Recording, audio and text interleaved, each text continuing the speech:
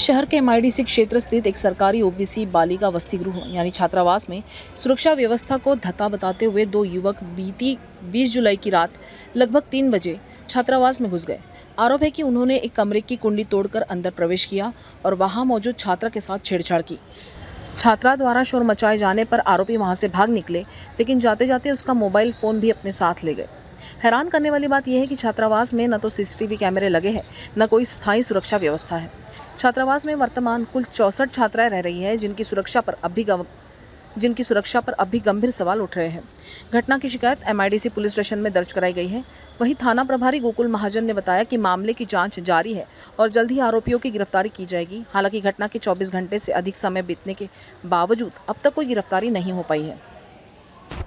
आपल्याकडे एक मुलगी आली। ती मुलगी इथे इतर शासकीय मागासवर्गीय मुलींचे वसतिगृह हिंगणा रोडला आहे। ते बिल्डिंग 3 मजली आहे। त्या 3 मजलीमध्ये वरचे 2 फ्लोर मुली राहतात। मुली जवळपास 60 मुली इथे राहतात।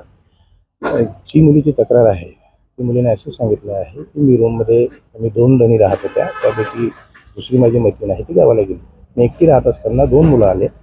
2 मुलांनी मला स्पर्श केला आणि माझा मोबाईल घेऊन पळून गेले। त्यावेळेस मी आरडाओरडी मारली आणि नंतर मग मी दुसऱ्या दिवशी कंप्लेंट द्यायला आले। परंतु तिने असंही सांगितलं आहे की या फ्लोअरवरती मागचे गेट कायम उघडं असतं, त्याला कुठलेही कुलूप नव्हतं आणि मी ज्या रूममध्ये राहते त्या रूममध्ये 2 दरवाजे आहेत। त्यापैकी एका दरवाजाला कुलूप असताना एक दरवाजा कायम उघडा असतो, त्याला आतून कडी कोंडा नव्हता। तसेच त्याने कंप्लेंटही केली की सीसीटीव्ही वगैरे पण नाही। त्यामुळे या सीसीटीव्हीचा फायदा घेऊन आरोपींनी मोबाईल चोरी आणि तिला बॅग टच करून आपण भारतीय न्याय संहिता कलम 75, 305 आणि 305 याप्रमाणे आपण गुन्हा दाखल केलेला आहे। त्या अनुषंगाने आपले तपास तात्काळ देऊन चौकशी सुरू आहे। तपास सुरू आहे। आरोपीचा शोध चालू आहे सीसीटीव्हीच्या माध्यमातून।